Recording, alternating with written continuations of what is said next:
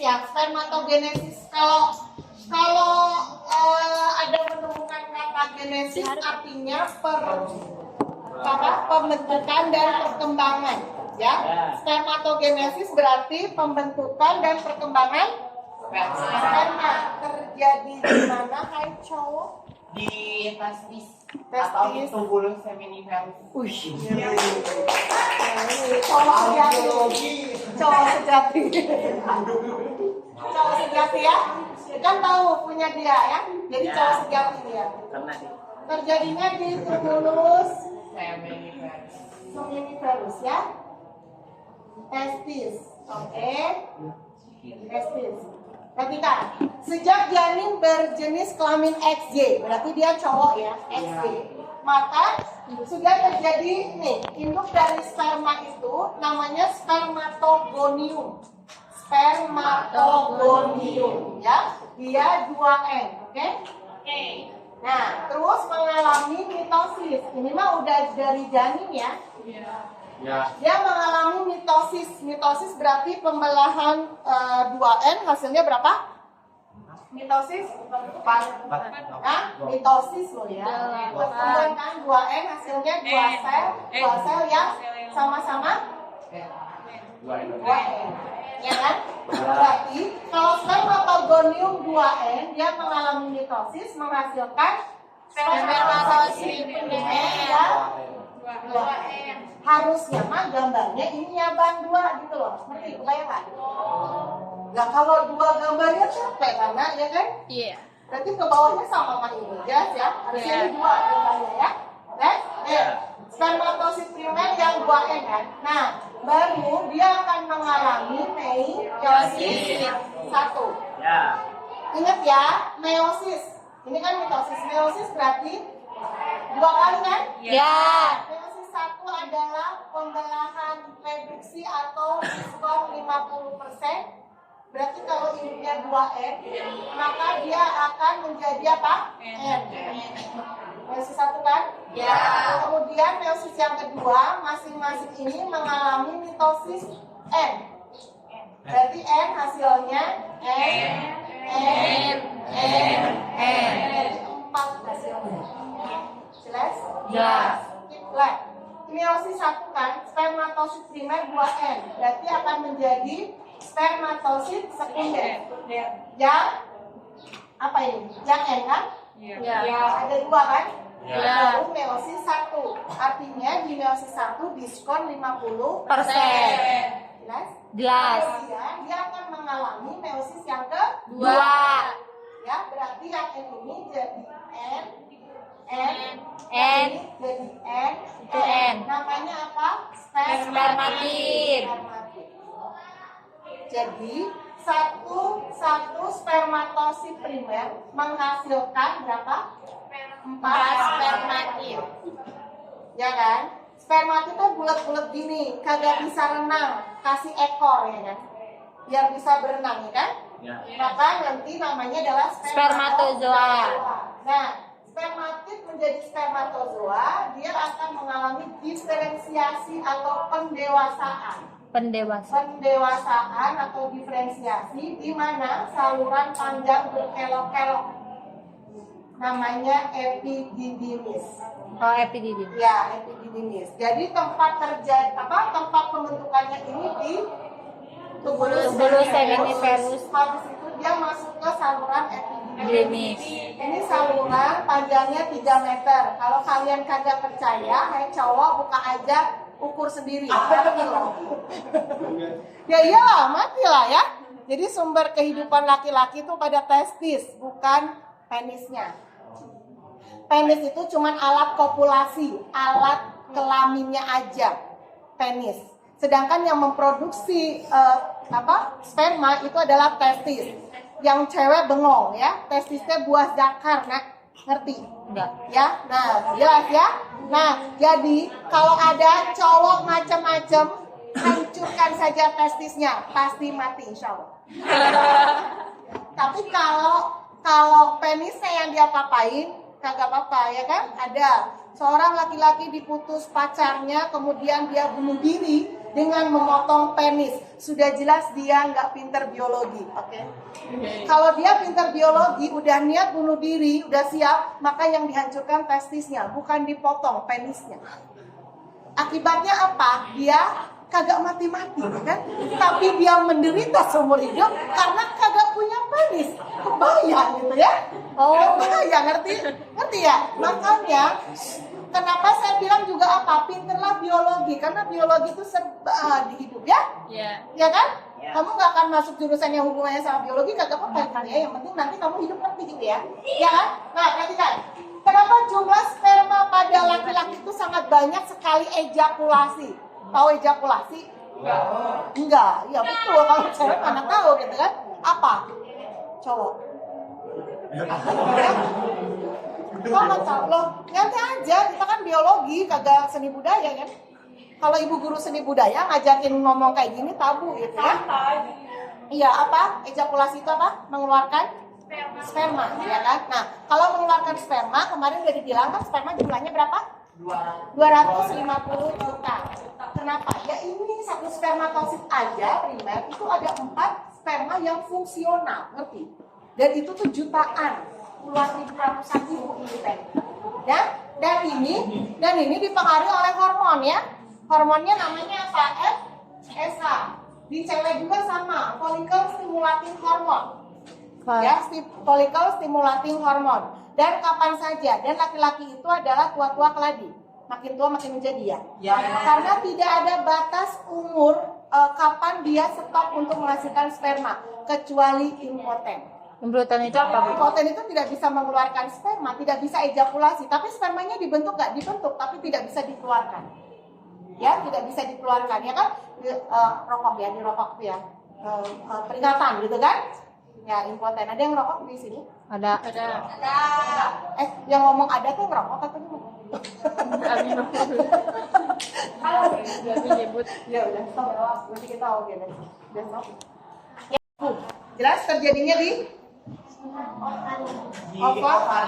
Ya. Kenapa akhir yang bisa jawab? Ya, terjadinya di ovarium. Hormonnya sama kayak cowok ya. FSH. Follicle stimulating hormone. Jelas ya? Oke.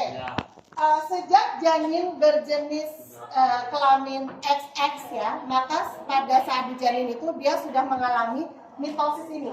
Jadi induknya adalah oogomew yang 2N, dia mengalami pembelahan Mitosis. Jadi oosit primer 2N. Jelas? Berhenti, di situ berhenti, dia lahir berhenti. Nah, dia mulai lagi melakukan pembelahan meiosis 1 pada saat wanita itu mengalami menarche itu adalah menstruasi untuk pertama kalinya. Ya, jadi menstruasi untuk pertama kalinya, maka tiap bulan wanita ini akan mengalami meiosis 1. Ya, meiosis 1 berarti dia menjadi oosit sekunder dan bukan oosit sekundernya 2, tapi dengan badan polar 1 yang haploid. Jelas? Kemudian dia mengalami meiosis yang kedua menjadi oosit. Nah, yang 3 ini adalah badan polar. Ya. Nah, oosit ini akan berubah menjadi ovum. Jadi kalau kalian masih ingat alat reproduksinya cewek-cewek kepala banteng, ya kan? Iya, tahu. Ya kan? Nah, ini kan gini kan, ya? PDI. Nah, ini ovarium kan? Ya. Jadi pembentukan ovum di sini kan? Ya. Nah, si ovum itu keluar dari sini kan? Ya. Nah, si ovum itu keluar dari sini tiap bulan gantian kanan kiri. Jadi nggak dua-duanya, kecuali wanita luar biasa yang dari Allah memang dikasih kesempatan untuk keluar dua-duanya langsung. Jadi nanti dia punya anak kembar yang beda jenis kelamin, beda sifat dan beda-beda gitu. Bibi Cici gitu. Ya? 5 menit tapi cowok cewek beda. Lahirnya beda 5 menit. Iya, waktu itu ya. Iya, pasti beda. Itu pasti telurnya 2. Kanan kiri oke gitu. Nah, kanan kiri oke, telurnya 2. Tapi kalau yang identik telurnya cuma 1, ovumnya 1. Nah, si ovum ini kan dia di sini ya, satu ya.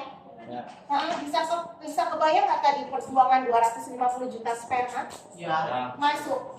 Ini kan vaginanya di sini nanti, ya kan? Nanti kamu nanya gitu, Bu, kalau ada yang renang terus bisa hamil nggak? Nah ini ya ibu ceritain ya. Bisa kamu termakan berita-berita hoax gitu ya?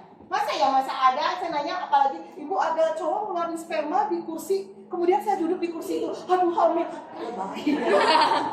Jadi sperma itu dia berenangnya itu harus pakai cairannya itu. Nah dia itu berenangnya untuk bisa jadi hamil aja, dia harus ketemu sama ovum ya.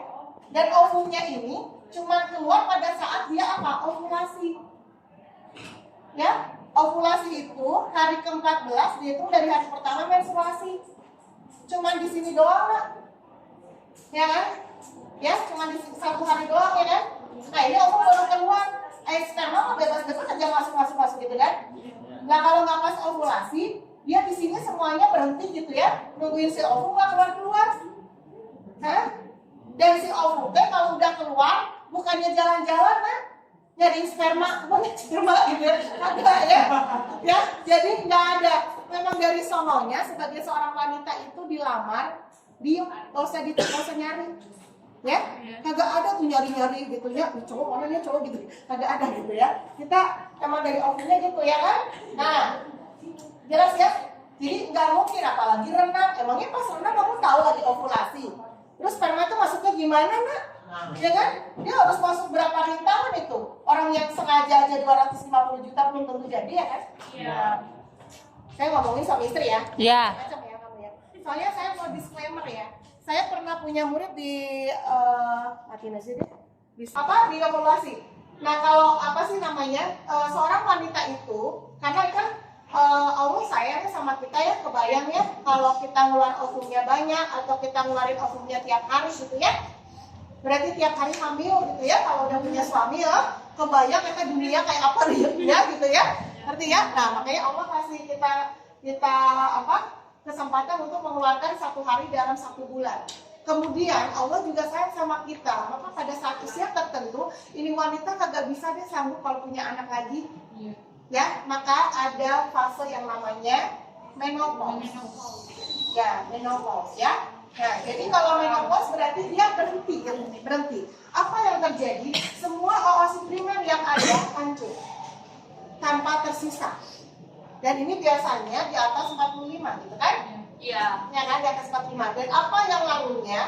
Dia tidak akan mengalami menstruasi. Apa sih menstruasi? Menstruasi itu kan kandungan dinding rahim. Rahim kita tuh, Nak, karena nantinya buat tempat hidup seorang janin, ya. Maka dia dibikin tebal. Jadi si ovum di sini, kalau ada sperma masuk, pembuahannya di sini, Nak. Ini namanya fertilisasi. Ya, fertilisasi. Jadi ketemunya di sini nih, tempat pertemuan ovum sama sperma. Kan membentuk zigot kan? Iya. Nah, nanti zigotnya itu nempel di sini, saya. Nah, jadi berkembanglah di sini. Jadi bayi kan? Oh. Nah, kalau nggak ada perkembangan, berarti si dinding rahim ini nggak kepake kan, saya? Iya. Kalau nggak kepake maka dia menurun. Nah, karena dinding rahimnya itu banyak sekali pembuluh darah, jadi yang keluar itu adalah darah. Jadi jangan ditanya laki-laki, ibu kalau saya darah kotornya keluar dari mana? Kamu sih nggak akan percaya ya. Saya ditelepon murid saya di Jogja ya. Saya pikir mau nanya apa, ternyata nanya, Mbak, saya tuh kebingungan semalam teh nggak tidur. Ada apa gitu ya? Ada apa? Nelpon sampai nelpon kantor. Kan belum ada HP waktu itu ya. Ya. Nelpon kantor. Ada apa? Gini loh, Mbak. Kalau perempuan kan lewat menstruasi itu darah kotor. Lah, kalau saya lewat mana, Mbak? Mimisan. Iya, mimisan. Ya kamu punya rahim nggak gitu ya? Orang nggak punya rahim ya. Jelas ya? Nah, jadi ini menurun enggaknya itu. Selain kalau FSH kan ovum ya. Ya. Ada yang ngatur ini tuh namanya estrogen, progesteron. Estrogen sama progesteron. Ya. Nah, ini estrogen ini hati-hati, Nak, yang bikin kita punya sifat centil itu estrogen. Centil maksudnya? Centil ya, centil suara kita bisa mendesak, suara kita terus kita tuh bisa jalan itu enak banget dilihat gitu ya. Dan itu yang bisa merasakan lawan jenis. Ya, lawan jenis yang bisa merasakan itu estrogen. Oh. Jadi kalau ada laki-laki yang pengen jadi perempuan, sebenarnya gampang, suntik aja estrogen. Terus ada perempuan pengen jadi laki-laki, gampang juga. Progesteron. Suntik aja. Bukan Progesteron. progesteron. Kalau punya cowok testosteron. Testosteron. Ya, tapi kagak bisa membuat si laki-laki itu punya rahim dan ngeluarin ovum jadi hamil, kagak. Lucinta Luna gitu Tiasa. Iya, itu mah kan dia sifatnya gitu, suntik estrogen bisa lebih cewek, bisa lebih cewek, misalnya tidak bidang lagi dadanya. Kan kalau cowok cewek disuntik testosteron itu dadanya bidang, kemudian tumbuh rambut banyak. Bukan kayak simpanse ya. Enggak, nah itu jelasnya itu kan hormonnya. Jadi kalau ini mah enggak. Jelas ya? Nah, estrogennya kalau ini enggak ada, ini ngaruh. Jadi rendah banget. Nah, kalau rendah banget, estrogen rendah banget, kebalikannya centil, marah-marah, ngambekan, bad mood ya. Makanya kalau ada nenek kamu yang sudah menopause wajar. Itu. Apa jadi omong katanya? Ya, nah kalau kamu marah berarti kamu yang nggak wajar, kamu nggak ngerti. Nanti kalau nenek kamu marah-marah, kamu bilang, nenek kasihan ya, estrogen berada pada titik terendah selamanya. Nah, gitu. Kata Bu Eti tadi teh, sebenarnya estrogen berada pada titik rendah selamanya. Ya tadi tanya ini estrogen kan baru naik estrogen. Bisa gitu ya. Sampai gitu. Bisa capek sih. Ya. Matiin. Jadi ada menopause ya. Jadi kalau cewek nggak tua-tua keladi ada masanya. Ada masanya, jelas? Jelas. Ya, kamu harus paham ya kapan ovulasi. Ya. Nanti kalau udah nikah, kamu bisa memprediksikan pengen anak laki-laki sama anak perempuan bisa. Caranya? Ya, 3 itu yang satu ini adalah inti vegetatif ya. Kemudian yang ini pangeran pertama. Pangeran pertama ini inti generatif 1. Generatif 1. Pangeran pertama ya. Ya. Terus ini pangeran yang kedua. Generatif. 2. Jelas? Jadi ini yang mikrospora atau spermanya ada 3. Yang satu vegetatif. Ini vegetatif ini fungsinya sebagai guide atau petunjuk jalan. Ayo pangeran kita lewat sini kayak gitu ya. Si inti vegetatif ya. Nah, nanti pangeran 1 ini pangeran 2. Sip? Nah, kita lihat yang di makrosporogenesis nih. Nah, ini Mas, kalau yang betina di mana yang betina? Alat kelaminnya di mana betina? Nah, putih. Ya. Putih.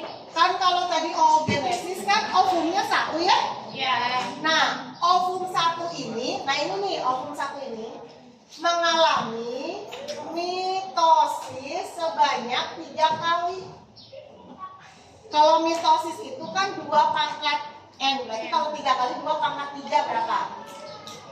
6. 8. Ya, bentar ya. Oke, 2,3 8 kan mitosis. Tapi intinya doang, selnya mah nggak ikut membelah. Ya, nggak ikut membelah. Jadi nanti di sini ada 8 ya.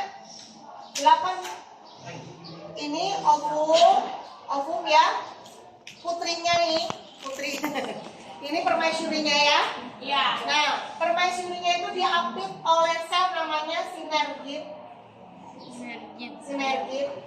Ya, kemudian yang di tengah ini itu namanya inti kandung lembaga sekunder. Inti kandung lembaga sekunder. Karena dia 2 berarti dia 2N di sini. Nah, yang 3 ini namanya antipoda.